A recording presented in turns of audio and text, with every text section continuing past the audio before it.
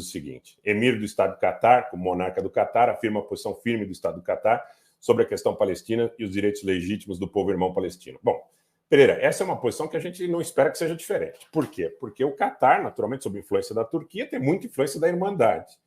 E a Irmandade tem muita influência sobre os grupos palestinos, historicamente.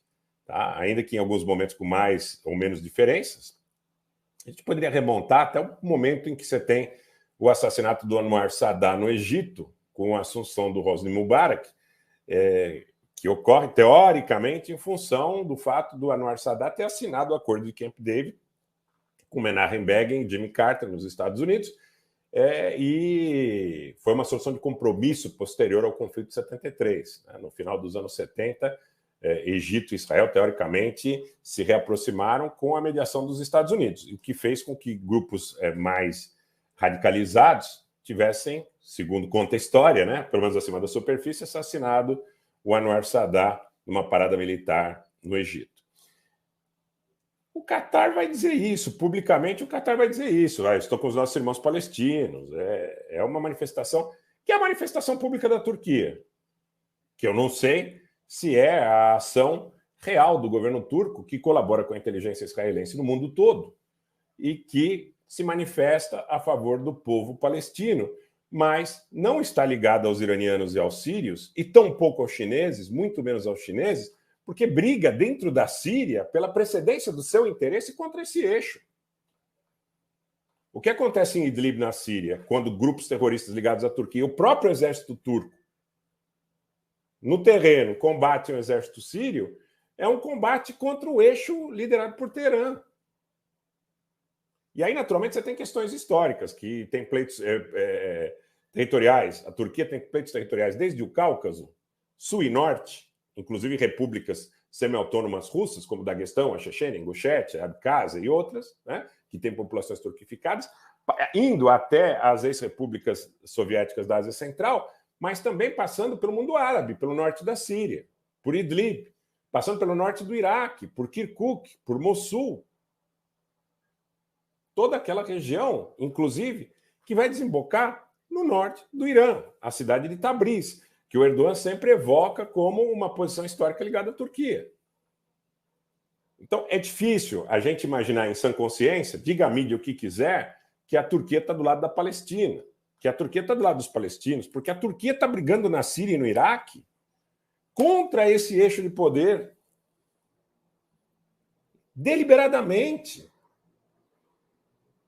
Os grupos mais radicalizados, historicamente, em todos esses conflitos que foram protagonizados, preconizados, aí a partir do interesse que se contrapôs ao interesse chinês, ao interesse, eu diria, iraniano, subsidiariamente, contaram com o elemento da participação turca.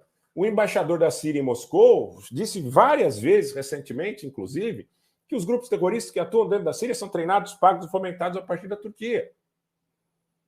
Então, como é que a Turquia pode lutar contra esse eixo na Síria, pode lutar contra esse eixo no Iraque e, no caso da questão palestina, se colocar a favor de uma resolução pró-palestina? Me parece que é um discurso interno, né? Tão parecido quanto, me desculpem, eu sei que muita gente não vai ficar contente com o que eu vou dizer, mas é a melhor analogia que eu consigo, tão parecido com essa ideia de que alguns grupos aqui no Brasil digam que defendam o cristianismo e quando você tem um massacre, um genocídio repetido contra a população armênia, que foi a primeira a admitir o cristianismo como religião oficial de Estado no século IV, em 301, cristianismo primitivo, lava as mãos ou se coloca do lado do algoz, do agressor.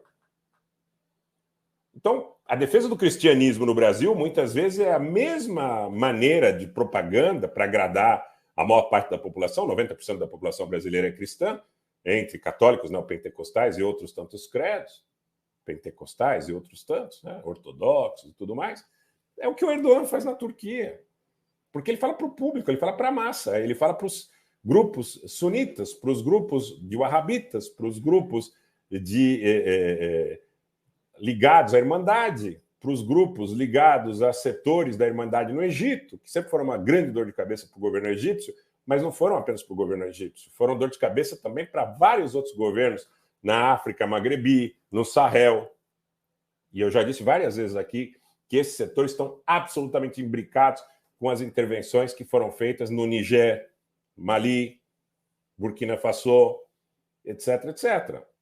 Né? Porque você imaginar que o que está havendo no Níger, Mali, Burkina Faso são única e exclusivamente movimentos de libertação anticolonial, é colocar as coisas sob o ponto de vista, não é, de uma situação em que não foram criados os mecanismos para que houvesse uma libertação colonial, não é? Como é que você se liberta? Como é que você deixa de ser uma colônia? Com educação, com investimento em exército, com investimento em saneamento, com investimento em cultura. E não aconteceu nada disso no Niger, no Mali, no Burkina Faso, na Costa do Marfim, não é? No Gabão, aí onde tem outros movimentos também nesse sentido. O que a gente assiste na África é a continuação dessa queda de braço entre os interesses macro dos Estados Unidos e da China. Ali com algumas variantes, porque você tem enfrentamentos também entre a Turquia e a França. Então, esse grupo para o qual o Erdogan diz que defende os palestinos é o mesmo grupo, seria análogo ao que existe no Brasil de gente que defende o cristianismo para efeitos de para ser simpático, né? Politicamente, para ser simpático com as massas, com as pessoas que votam, né? Que muitas vezes eles consideram intramuros, mas basicamente é isso, não é? Olha, Fábio, você me respeite para estar aqui, tá? Quando eu digo operação exitosa, eu estou dizendo sob o ponto de vista do dano que causou, eu não estou dizendo, e foi a primeira coisa que nós falamos aqui editorialmente, foi o fato de que nós prezamos a vida e que nós nos solidarizamos com todas as vítimas, independente de que lado estejam. Então, você é mal educado e eu não quero gente mal educada aqui.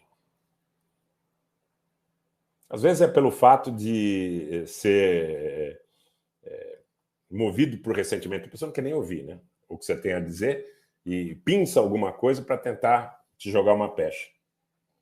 Pinça alguma coisa para tentar... É normal, né? Porque nesses processos de radicalização, tudo que as pessoas não querem é que haja uma concepção ou entendimento de bom senso, que é o que precisa, não é? Jaguarai coloca aqui: os sistemas de inteligência israelense e americana não sabiam dos ataques, confia. É uma tese que nós não podemos provar, mas nós podemos questionar, né? O que eu tenho certo é que o Oriente Médio não será mais o mesmo. Agora, que Oriente Médio a gente vai ter pela frente, eu não sei. Mas certamente ele não será o mesmo.